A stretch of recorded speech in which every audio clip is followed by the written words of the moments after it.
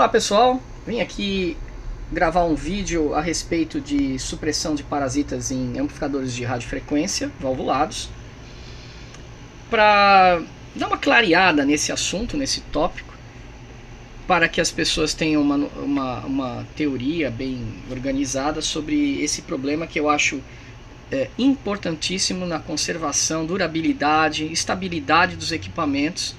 E como vejo no mercado muitas controvérsias, eu resolvi criar um vídeo e eu espero que ele elucide essa questão. Ok, vamos lá. Aqui nós temos uma válvula 6KD6 que eu desmontei. A razão de ter desmontado é que entrou ar na válvula.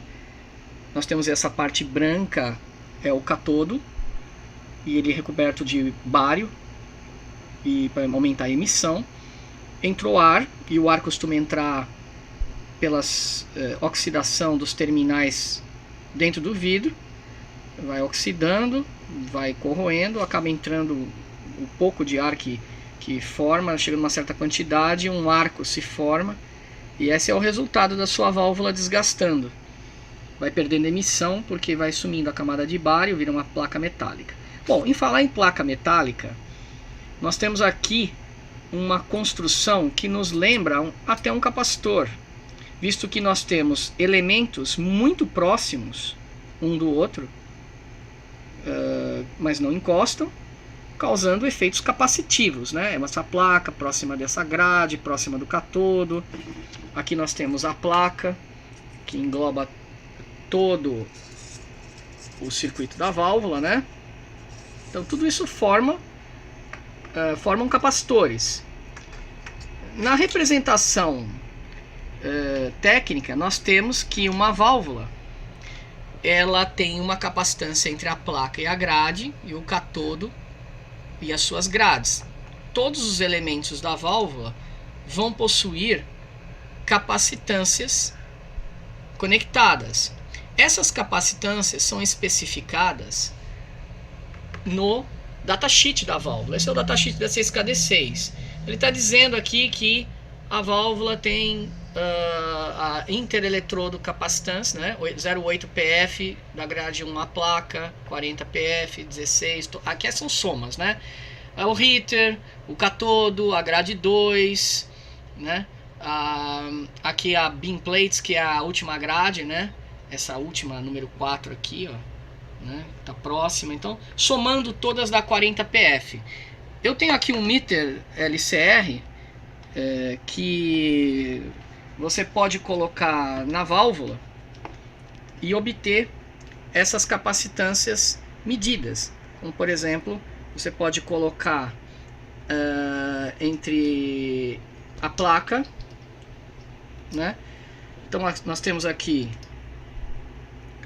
11 PF, aí você coloca na outra grade 16 PF, 9,5 PF, né? Até a última, que é a número 5, né? Vamos colocar aqui, colocar na posição certa, 1, 2, 3, 4, 5, até a última, que dá 3,5, 7,8 PF. O medidor está calibrado, bem menos 0,4, menos 0,1, quer dizer, é muito crítica essa medição, mas dá para nós termos uma ideia das capacitâncias envolvidas dentro de uma placa. Essa é uma válvula boa, tem 95% de emissão, né? Então deu para perceber que ela se assemelha, somando aqueles valores 18, 20 e pouco, vai passar um pouquinho de 40 PF. Bom, isso faz com que a válvula se torne um circuito ressonante, visto que ela tem capacitância interna, e essa frequência de ressonância ela vai atingir entre 75 e 150 MHz. 70, 150, pode variar um pouco dependendo dessa capacitância. Ok, uma das coisas que acontecem num tanque final de um circuito de radiofrequência é exatamente essa forma de circuito. Então aqui você pode imaginar que nós temos um choque de filtro. Isso aqui é um circuito genérico, né? Vamos pular aqui esse antiparasita nesse momento, tá? Vamos seguir até a placa, até a grade, vai formar um circuito terra, né? O que acontece é que toda vez que a válvula fizer o chaveamento da sua frequência, amplificando, o capacitor dentro do tubo também vai reagir. Essa capacitância entre elementos também ela vai reagir. Bom, vou explicar como. Você tem uma coisa chamada correntes transientes. O que é uma corrente transiente? Ela é uma corrente que se dá numa condição que que é uma condição real, não é uma condição ideal. Então, por exemplo, você tem um condutor ideal, ele não teria resistência, ele não teria capacitância, ele seria puramente uma bobina. Mas como nós temos um circuito tanque, né, em nosso amplificador, então ele acaba se tornando um circuito que não é ideal. Temos capacitores, resistores, tudo funcionando dentro da nossa bobina. Portanto, ao chavear, nós temos uma corrente transiente originada por um campo magnético muito forte no começo da bobina, né, da carga da bobina, e isso faz com que produza o que a gente chama de onda de amortecimento. Tá? Uma onda de amortecimento é igual a essa aqui, né? Então, quando você dá carga numa bobina, você tem esses transientes acontecendo. Eles são frequências oscilantes. Você tem que imaginar isso como sendo um início, né? Uma corrente inicial em cima de uma bobina, ok? Bom, todo circuito tem a sua entrada, né, de alimentação, que acaba se tornando uma antena, ou um circuito que já traz um pouco do componente VHF. Por exemplo, uma Mach L500, que é uma linear que muita gente conhece. Por exemplo, aqui na saída da válvula excitadora, lá na parte superior dela, que é essa aqui, né, você tem um cabo coaxial que pode trazer componentes de VHF também para dentro da válvula. O que acaba acontecendo é que essa corrente de VHF, essa tensão de VHF, também ela vai ser amplificada. Bom, isso está em função de mais um fator: válvulas que tenham alto ganho de tensão em VHF. E como é que você faz isso? Essas válvulas todas que você vê aqui, elas ressonam em frequências até 500 MHz se precisar. Portanto, ela está dentro de uma faixa de amplificação de VHF e ela vai reagir no VHF, apesar de você estar trabalhando com HF. Nós temos que entender que se entrar um VHF aqui, ele não vai sair. Se começar uma oscilação VHF por uma corrente transiente ou por uma injeção de sinal, esse circuito é um circuito passa-baixa, é a sintonia do nosso HF. Como ele faz essa sintonia, ele não vai deixar passar o VHF para cá. Isso vai aumentar muito o ganho nesse tubo, qualquer uma dessas válvulas que ressonam muito bem, tem um alto Q, fator de qualidade para VHF. Isso vai fazer com que a válvula comece a injetar no catodo, ou no filamento dela, essa oscilação, né, que está marcada aqui. Vai começar a injetar essa oscilação de volta. E isso vai ficar num ciclo que vai crescer e vai destruir a válvula. Ou vai destruir a grade com o catodo, provocando um arco, vaporizar um catodo. Isso pode acontecer de uma hora para outra, num momento. É como uma microfonia no amplificador de áudio, podemos dizer assim. Só que você vai ter isso aqui em VHF e vai destruindo a sua válvula. Pequenas oscilações desse tipo. Você pode estar num PTT, num câmbio, e de repente começar a oscilação e você soltar. Se bem que é muito rápido quando acontece uma oscilação dessa, pode destruir a válvula ou pode provocar avermelhamentos, enfim, que cresce muito a corrente de grade da válvula, visto que ela recebe também injeção de sinal oscilante, né? Bom, como resolver esse problema? Nós temos que baixar o fator de qualidade desse circuito oscilante para VHF. E para isso, nós temos que, baixando o Q, nós aumentamos a faixa de frequência, como um band pass filter, né? A gente faz um filtro de passagem mais larga. Bom, voltando ao indutor e um resistor, vamos dar alguns exemplos. Por que usar um indutor com resistor? Nós criamos dois caminhos, um resistivo e um indutivo. Um de alta impedância e um de baixa impedância. E como as bobinas têm essa mania de fator Q, tem o fator Q que é como armazenar energia nela, nós fazemos com que a redução do Q absorva essa energia que está oscilando agora, que começou a oscilar agora dentro do tubo, através do tubo, né, na válvula, ok? Por isso nós criamos esses dois caminhos. Colocamos uma resistência e colocamos uma bobina. Esses valores estão na ordem de 0,8 microhenries para um tipo dessa daqui, né? A construção é feita assim. Aqui no marcador eu tenho uma de 0,11, 0,8 microhenries, bem pouca indutância, visto que nós estamos lidando com faixas de VHF, né? Deixa eu colocar aqui. 0,8 microhenries, né? Essa bobina. Se eu quiser diminuir um pouco mais, eu alargo as espiras, né? Eu usei dois resistores de 100 ohms, provocando 50 ohms. Essa resistência pode ficar entre 50 e 100 ohms. Se você conseguir 80 ohms é até melhor.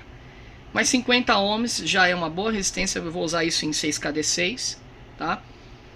Com essa bobina. Por que está montado em paralelo assim? Exatamente para que não haja um acoplamento indutivo entre pequenos campos que se originam aqui. Esses resistores não são indutivos, são de carvão.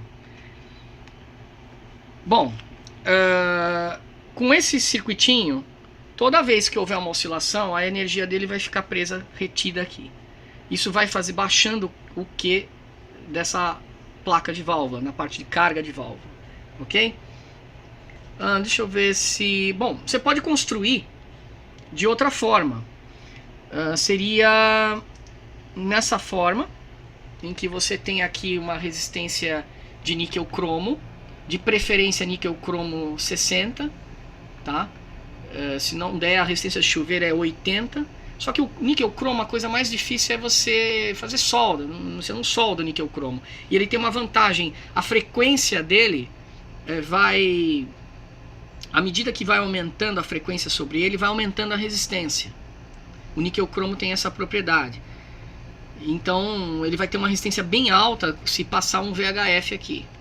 E ele está bem na faixa que o pessoal permite que o HF passe. Mas você não pode pôr nada de níquel cromo no tanque final. Você pode pôr até o capacitor de acoplamento, né? E qualquer fiação ali você pode fazer com níquel cromo, que fica excelente. Mas é difícil você montar, soldar o níquel cromo, etc, né? Outra maneira de fazer seria essa forma de U, né? Esse tipo aqui.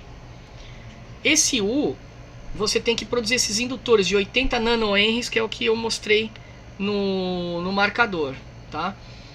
Então você pode diminuir o S, né? Essa distância lateral, tá? Mexendo também no LS, produzindo uma indutância bem baixa. Geralmente essa haste aqui é 7,5 centímetros até esse ponto, e essa haste aqui é 5,5 centímetros. Então ela fica um U meio deformado, né? Não fica correto. correto assim, uniforme. E tem que ser um, não é fazer um 180. E essa solda tem que ser bem feita, senão o resistor rompe. Tá?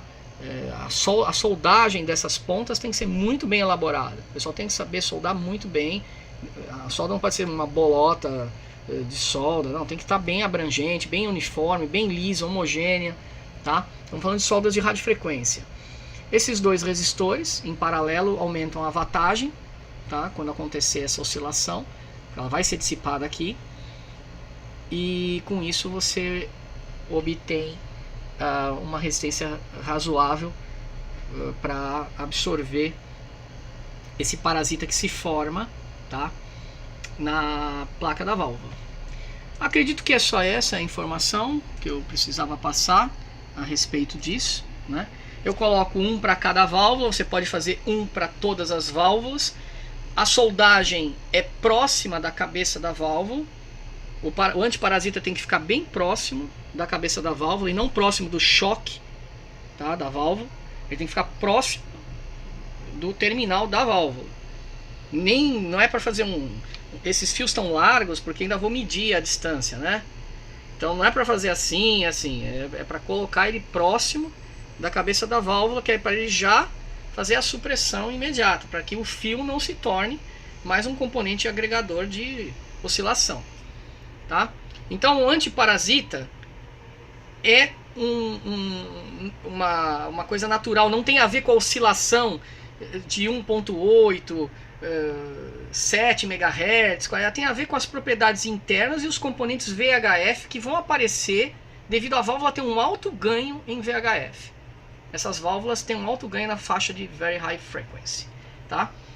Então é preciso colocar antiparasita. Eu tenho aqui umas fotos de Machielier. O pessoal não coloca o antiparasita, né? Essa válvula oscila em VHF, tá? Então aqui é a coisa mais normal aparecer um parasita de VHF e ele não tem por onde sair. Ele não vai pelo choque de filtro, ele não vai pelo capacitor, porque tem o tanque final com esse capacitor de sintonia, tá? Então, no final, você tem que essa válvula vai entrar em oscilação. Com o parasita aqui, o VHF, a hora que aparecer, ele vai ser absorvido aqui. E isso vai reduzindo o Q, né? O ganho de amplificação. E isso vai fazer com que a válvula diminua esse ganho. E aí ela vai atenuar e provavelmente não vai oscilar, né? Essa é a ideia, tá bom? Eu acho que eu não esqueci mais nada, mas podemos entender que as correntes transientes são as iniciais que startam esse processo, tá? Uma corrente transiente, olhando aqui esse modelo, reforçando, tá? Esse é um modelo real de indutor, onde nós temos que cada fio tem a sua resistênciazinha, sua capacitância interespiras, né? Aqui nós temos um modelo de equivalente elétrico, né, de circuito, né? Temos uma resistência, um capacitor em paralelo, temos isso para cada espira, né? Tá? Então, ao startar um circuito ressonante, um circuito indutivo, você vai ter essa propriedade de correntes transientes, que é um pulso eletromagnético muito forte, que causa aquela instabilidade e vai na faixa de VHF. E uma válvula com alto ganho começa o processo de oscilação e regeneração, né, que chama oscilação e regeneração. Ok? Então, vamos instalar nossos antiparasitas nesse formato. Ok? Muito obrigado. E espero que tenha ficado claro. É muita teoria para simplificar. Eu espero que vocês tenham gostado. Obrigado.